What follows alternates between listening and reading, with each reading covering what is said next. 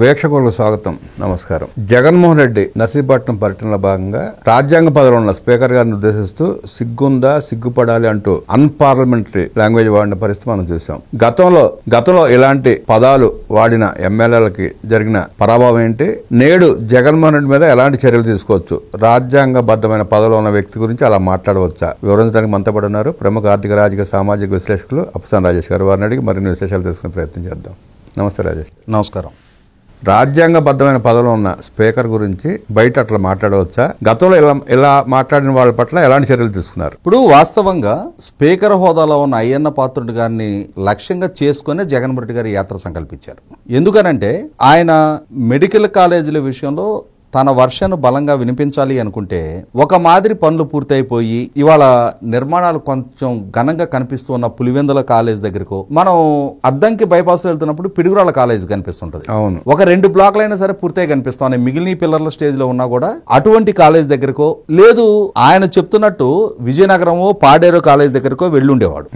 కేవలం 11 కోట్ల రూపాయలు మాత్రమే ఖర్చు పెట్టి ఒక బ్లాకు 2 స్లాబులు మాత్రమే వేసుండి మిగిలిన పిల్లర్ల స్టేజ్ లో ఉన్న మొండి గోడలు, కేంద్ర ప్రభుత్వం దగ్గర నుంచి అనుమతులు కూడా రాని కాలేజ్ దగ్గరికి ఆయన వెళ్లిన కారణం ఏంటి అంటే, తను డిమాండ్ చేసిన ప్రకారం తనకు ప్రతిపక్ష హోదా ఇవ్వని స్పీకర్ అయ్యన్న పాత్రుడు గారి మీద నేను అడిగా, నాకు ఇచ్చేయాలంతే, నాకు ప్రజలు ఆ స్థాయి కల్పించారా లేదా ఇవన్నీ ఇర్రెలవెంట్, నేను అడిగితే నువ్వు ఇవ్వవా, నేను నిన్నే టార్గెట్ చేస్తా, నీ నియోజకవర్గానికి వస్తా, నిన్నే లక్ష్యంగా చేసుకుని విమర్శలు చేస్తా అనే ఒక బరితెగింపు దూరంతో ఆయన నర్సీపట్నం యాత్రగా సంకల్పించుకున్నాడు. నర్సీపట్నం మెడికల్ కాలేజ్ దగ్గరికి వెళ్లి ఆ మెడికల్ కాలేజీని బాహ్య ప్రపంచానికి చూపించడం అనంటే ఆయన పరువు ఆయనే తీసుకున్నట్టు.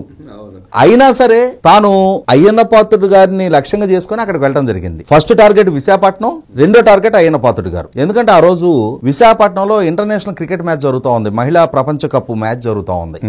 అటువంటి ప్రతిష్టాత్మక మ్యాచ్ కి ఆతిథ్యం ఇస్తున్న విశాఖపట్నంలో ఈ రాజకీయ కార్యకలాపాలను పెట్టాడు ఆ రోజు. పైగా స్పీకర్ గారు రాజ్యాంగబద్ధ హోదాలో ఉన్నారు. రాజ్యాంగబద్ధ హోదాలో ఉన్న స్పీకర్ గారిని ఉద్దేశించి ఇక్కడ శాసనసభ్యుడు స్పీకర్ అని చెప్పని ఆయన హోదాను కూడా గుర్తు చేస్తూ ఈ కాలేజీకి జీవో ఉందా అంటున్నాడు. ఇదిగో జీవో కాపీ, సిగ్గుండాలి ఈ వ్యాఖ్యలు చేయడానికి, సిగ్గు లేదా అనే వ్యాఖ్యలు చేశాడు. వాస్తవంగా అయ్యన్న పాత్రుడు గారు అడిగింది రాష్ట్ర ప్రభుత్వం నీ కలెక్టరే ఇచ్చిన జీవోలు కాదు, జాతీయ మెడికల్ కౌన్సిల్ అనుమతులు ఇచ్చిందా లేదా.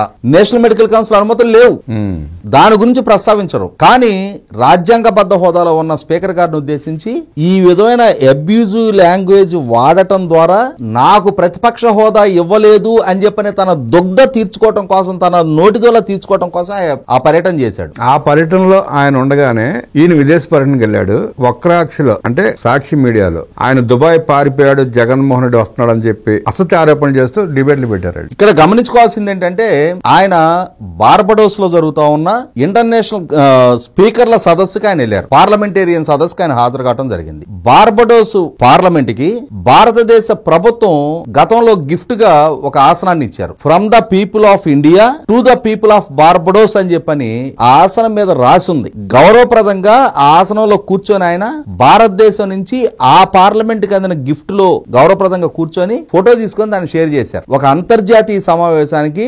రాజ్యాంగబద్ధంగా జరుగుతున్న సమావేశానికి ఒక రాజ్యాంగబద్ధ హోదాలో ఉన్న స్పీకర్ గారు అక్కడ హాజరయ్యారు. దాన్ని వక్రీకరిస్తూ సాక్షుల కథనాలు రాశారు. ఒక అంశం, జగన్మోహన్ రెడ్డి గారు స్పీకర్ గారిని ఉద్దేశించి ఈ విధమైన అభ్యంతరకర పదజాలం వాడారు. వాడినప్పుడు ఆయన శాసనసభ్యుడిగా ఒక ప్రమాణం చేశాడు. ఏ శాసనసభ్యుడైనా సరే శాసనసభ్యుడిగా ప్రమాణ స్వీకారం చేసేటప్పుడు ఒక లైన్ వాడతారు, శాసనసభ నియమాలకు సాంప్రదాయాలకు కట్టుబడి వ్యవహరిస్తాను అని చెప్పని. మరి శాసనసభ నియమాలు సాంప్రదాయాలు ఏం చెప్తా ఉన్నాయి? వీళ్ళ నాయన గతంలో ముఖ్యమంత్రిగా పనిచేశారు.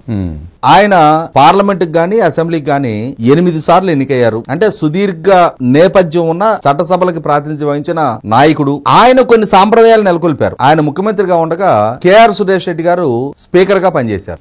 అలా స్పీకర్ గా సురేష్ రెడ్డి గారు పనిచేస్తున్న సందర్భంలో నాడు ప్రధాన ప్రతిపక్షం తెలుగుదేశం పార్టీ అద్దంకి శాసనసభ్యులు కర్ణబలరాం గారు, ఆయన శాసనసభ స్పీకర్ సురేష్ రెడ్డి గారిని ఉద్దేశించి ఒంగోలులో జరిగిన ఒక రాజకీయ సభలో స్పీకర్ గారు నియంతృత్వపు పోకడతోటి ప్రతిపక్షం గొంతు నొక్కుతున్నారు అన్న పదం వాడారు. ఆ పదం ఒకటే ఆయన వాడింది అదే పదం. నియంతృత్వపు ధోరణితోటి నియంతలాగా ప్రతిపక్షం గొంతు నొక్కుతున్నారు, మాకు మైకు యాంపుల్ టైం ఇవ్వట్లేదు అని చెప్పని చెప్పారు. ఆయన స్పీకర్ గారిని ఉద్దేశించి నియంత అనే పదంతో సంబోధించటం అభ్యంతరకరం, స్పీకర్ స్థానానికి ఆ హోదా గౌరవానికి భంగం కలిగించినట్టు, ఇది సభా హక్కుల ఉల్లంఘన అని చెప్పని నాడు రాజశేఖర రెడ్డి గారి ఆదేశాలతోటి నాడు Congress legislature party assembly privilege కమిటీకి కర్ణం బలరాం గారి మీద ఫిర్యాదు చేశారు. ఈయన మొత్తుకున్నాడు, ప్రివిలేజ్ కమిటీ విచారణకు హాజరయ్యాడు. ఆ ప్రివిలేజ్ కమిటీలో కర్ణం బలరాం గారు కూడా సభ్యుడే, అంటే ప్రతిపక్షం నుంచి కూడా సభ్యులు ఉంటారు, ఆయన కూడా సభ్యుడే. నాకు స్పీకర్ మీద అవమానపరిచే ఆలోచన కాదు, రాజకీయ సభలో శాసనసభా పక్షంగా మాకు సరైన సమయం ఇవ్వట్లా, మేము మొత్తుకుంటున్నాం, ఆయన దగ్గరికి వెళ్ళి అభ్యర్థిస్తున్నాం, మా అభ్యర్థన పరిగణలోకి తీసుకోవటంలా అదే అంశాన్ని చెప్పడం జరిగింది. నేను ఆయన్నేమి బూతులు తిట్టలేదు, అవమానకరమైన వ్యాఖ్యలు చేయలేదని చెప్పి నేను చెప్పారు. చెప్పినా సరే రాజశేఖర రెడ్డి గారి నాయకత్వంలో ఉన్న శాసనసభ పక్షం ఇచ్చిన ఫిర్యాదు మేరకు ఆనాడు కాంగ్రెస్ సభ్యులు మెజార్టీగా ఉన్న ప్రివిలేజ్ కమిటీ కర్ణం బలరాం గారు తప్పు చేశారని నిర్ధారణ చేసి ఆయన్ని 6 నెలల పాటు ఎమ్మెల్యే పదవి నుంచి సస్పెండ్ చేశారు. అంటే ఆయన ప్రజల చేత ఎన్నిక కాబట్టి ఎమ్మెల్యే అయినా సరే 6 నెలల పాటు ఆయనకి ఎమ్మెల్యే హోదా ఉండదు, రద్దు చేశారు. మరి ఈ సాంప్రదాయాన్ని శాసనసభాపతిని ఏ విధమైన రాజకీయ విమర్శలు చేసినా ఏం చర్యలు తీసుకోవచ్చు అని వీళ్ళ నాయనే ఒక ప్రెసిడెంట్ నెలకొల్పాడు కదా, ఒక సాంప్రదాయాన్ని నెలకొల్పాడు కదా. ఆ సాంప్రదాయం ప్రకారం నేడు తెలుగుదేశం పార్టీ శాసనసభా పక్షం కానీ లేదు ఎన్డీఏ కూటమి శాసనసభా పక్షాలు 3 కూడా తెలుగుదేశం, జనసేన, భారతీయ జనతా పార్టీలు వాళ్ళ సభా అధిపతి స్పీకర్ గారు వీళ్ళందరూ కలిసి ఎన్నుకున్న సభాధిపతి, వాళ్ళు ప్రాతినిధ్యం వహిస్తున్న సభకి అధిపతి ఆయన మర్యాదని ఆయన హోదాని కాపాడటం కోసం జగన్మోహన్ రెడ్డి చేసిన ఈ అభ్యంతరకర వ్యాఖ్యల మీద కూడా ప్రివిలేజ్ కమిటీకి రిఫర్ చేయాలి. ప్రివిలేజ్ కమిటీ విచారణకు ఆయన పిలవాలి. నాకు తెలిసి కర్ణం బలరాం గారు విచారణకు సహకరించి వచ్చి విచారణలో పాల్గొన్నాడు కానీ జగన్మోహన్ రెడ్డి కోర్టు విచారణకే హాజరుగాడు. ఇవాళ అసెంబ్లీ ప్రివిలేజ్ కమిటీ విచారణకు పిలిస్తే వస్తాడని నమ్మకం లేదు, రాడు కూడా సమస్య లేదు. అయినా సరే అతనికి నోటీసులు ఇవ్వాలి, విచారణకు పిలవాలి, ఆయన విచారణకు సహకరించి వస్తే ఆయన వర్షం చెప్పుకోవడానికి అవకాశం ఇవ్వాలి. ఇచ్చినా సరే వాళ్ళ నాయన ఏ సాంప్రదాయాన్ని అయితే నెలకొల్పాడో అదే సాంప్రదాయం ప్రకారం ఒక 6 నెలల్లో సంవత్సరం పాటు ఈయన పదవి నుంచి డిస్క్వాలిఫై చేయాలి. 60 రోజులు శాసనసభ రాకపోతే అనర్హత వేట పడుతుందని తెలిసిన రాని వ్యక్తి వాడు పిలిస్తే వస్తాడంటారా? నేను అదే అంటున్నా, వస్తే ఆయన వర్షం చెప్పుకోవడానికి ఆస్కారం ఉంటుంది, రాకపోయినా సరే ఖచ్చితంగా సభా సాంప్రదాయాలని గౌరవిస్తూ ఈ సభలో గత స్పీకర్లు నెలకొల్పిన సాంప్రదాయాలని, గత ప్రివిలేజ్ కమిటీలు నెలకొల్పిన సాంప్రదాయాలని వాటిని పాటిస్తూ ఈయన డిస్క్వాలిఫై చేయాల్సిందే. ఎందుకంటే పనిమాల డిస్క్వాలిఫై చేయమని చెప్పని నేను ఏం మాట్లాడినా చలామణి అవుద్దనే ఒక బరితెగింపు ధోరణి జగన్మోహన్ రెడ్డిలో ప్రబలిపోయింది.